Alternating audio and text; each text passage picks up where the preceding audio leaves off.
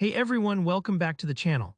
If you've ever found yourself making the same spreadsheet over and over in Google Sheets, today's tutorial is for you. I'm going to show you exactly how to create and use templates in Google Sheets, even though Google recently changed the way templates work. By the end of this video, you'll know how to save tons of time and set up your sheets with a professional look, all in just a few clicks. So let's dive right in. Now, if you've used Google Sheets for a while, you might remember that you could once add your own templates directly to the template gallery. Unfortunately, that's changed. Google no longer allows users to add custom templates to their main template gallery in the newer version.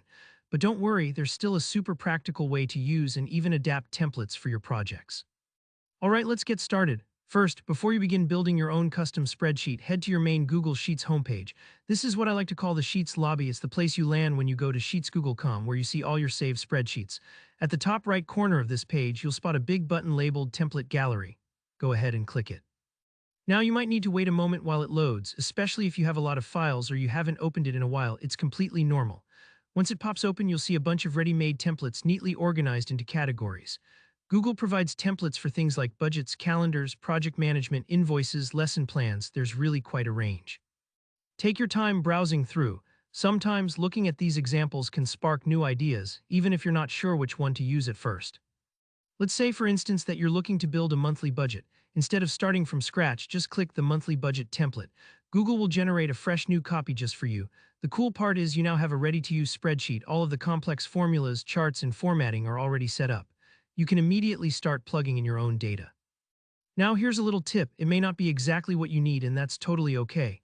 Maybe you want to add an extra column, change some colors, or tweak the formulas. You can fully customize this sheet because it's your personal copy. Think of it like getting a pre-built house. You get the walls and the roof, but you get to decorate the rooms however you'd like. One thing to remember, since you can't save templates to the Google-wide gallery anymore, a great workaround is this.